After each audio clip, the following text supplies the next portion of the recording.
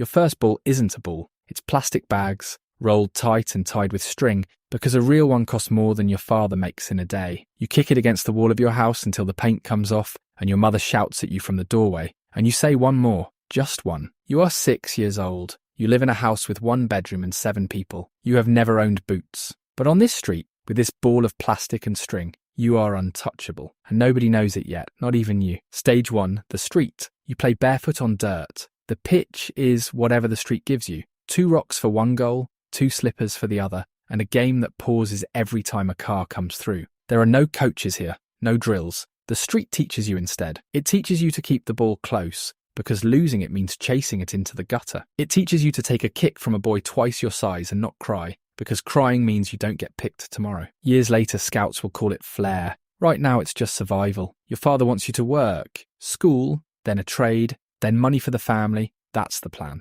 That's always been the plan for boys from here. Football isn't a plan. Football is what poor kids do until life starts. You hear that sentence 100 times growing up. You don't argue, you just keep playing. Stage 2, someone is watching. 11 years old, you make the school team in borrowed boots, 2 sizes too big, stuffed with newspaper at the toes. Then a local club, real grass for the first time, and you remember the smell of it. You will remember that smell your whole life. One Saturday there's a tournament, and there's a man on the touchline who doesn't cheer. He just writes. After the game, he talks to your coach, then to your father, and he says a word you've only heard on television. Trial. Trial day looks like this. 50 boys on 1 pitch, bibs in 4 colours, and a man with a clipboard who never once says well done. Some boys rode buses all night from villages you've never heard of. One plays in his school shoes because he doesn't own boots, and he's brilliant, and it breaks your heart how brilliant he is. At the end, the man reads out 6 names. 44 boys walk back toward those buses. Some are crying. Most of them were good. A few were better than you. You make it anyway. You don't know why. You'll never fully know why. Stage 3, the academy. 14. You leave home with 1 bag. Your mother packs food you won't admit you cried over, and your father shakes your hand like a man, because that's what you have to be now. The academy is another planet. Boys with new boots every season. Boys whose fathers drive them in cars that cost more than your street. You eat food you can't pronounce and sleep in a dorm and call home from a borrowed phone, and you don't tell them you're lonely, because they sold things to get you here. And every season the room gets emptier. Half the boys who enter an academy are gone before 16. They don't announce it. A kid is just not at breakfast one day, and his bed is stripped, and nobody talks about it. You learn to play every single session like someone is deciding your life, because someone is. Stage 4, decision day. 16. They call you into an office one at a time. You sit outside on plastic chairs with boys you've lived with for 2 years, and you can hear who got kept and who got cut through the door. Some come out and can't look at anyone. You get the scholarship. 2 more years, around £100 a week, and a number that should keep you awake. Of the boys who sign that same paper at 16, 98% will be out of the top levels of the game by 18. 98. You are not celebrating a contract. You are buying 2 more years of maybe, so you become a machine. First to training, last to leave. Extra sessions in the rain while your friends back home are at weddings, at funerals,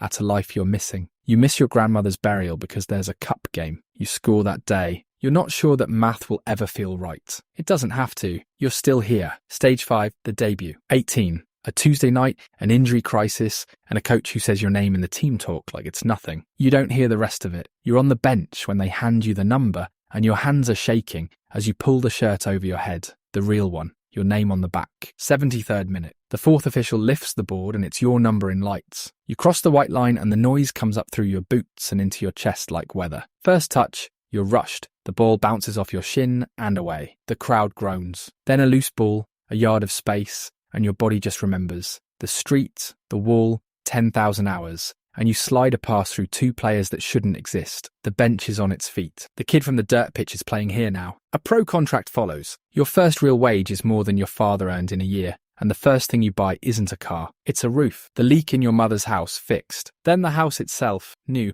with a bedroom for everyone. Your father doesn't say much when he sees it. He just stands in it for a long time. That's the day football stops being your dream. It becomes your family's whole economy. Stage 6, the golden years. 23, a transfer. A fee with more zeros than your old street had streetlights. A new country, a new language. Cameras at the airport saying a name they can't pronounce. Your name. The one your mother shouted from a doorway. These are the golden years. International caps. Your face on a billboard back home. On the road where you washed cars as a kid. Kids wear your shirt now. Kids who eat once a day, like you did, look at you and think, he's from here, so it's possible. Champions League nights. You walk out of the tunnel and the anthem hits and the whole stadium is shaking. 60,000 people. And for 1 second, you're 6 years old again, hearing that song through a neighbour's television. Then the whistle goes and everything else in the world disappears. Quarter-final. 90th minute, scores level. The ball drops to you on the edge of the box and time does the thing it only does for you. It slows. 1 touch to set it, 1 to bury it. Top corner. You're sliding on your knees before the sound even arrives.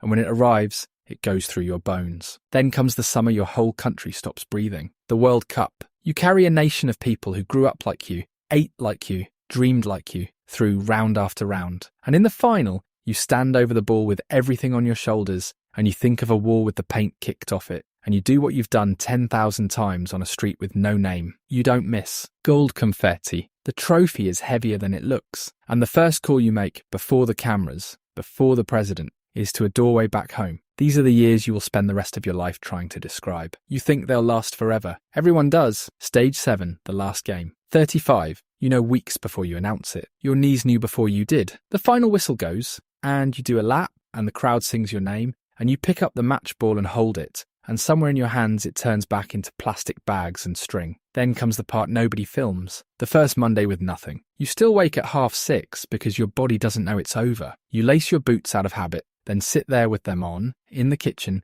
going nowhere. The phone used to ring all day. Agents, journalists, the kit man asking your size. Now it sits on the table, face up, quiet. You check it anyway. You watch matches on television, and your legs twitch at every through ball. Old teammates drift. They don't mean to. Football friendships are built on seeing each other every single day, and when the everyday ends, most of them end with it. Some lads from your old dressing room lose everything in a few short years. The houses, the cars, the wives. Not because they were stupid, because nobody ever taught a boy from a street like yours what to do when the music stops. You retired from football at 35. Then you spent years retiring from being a footballer. The second one is harder, but some evenings you drive back. The old street is still there. The wall still has the bare patch where the paint came off. And there's a kid out there barefoot, kicking something that isn't quite a ball. And his mother is shouting from the doorway, and he's saying one more. Just one. Nobody knows his name yet. Nobody knew yours either.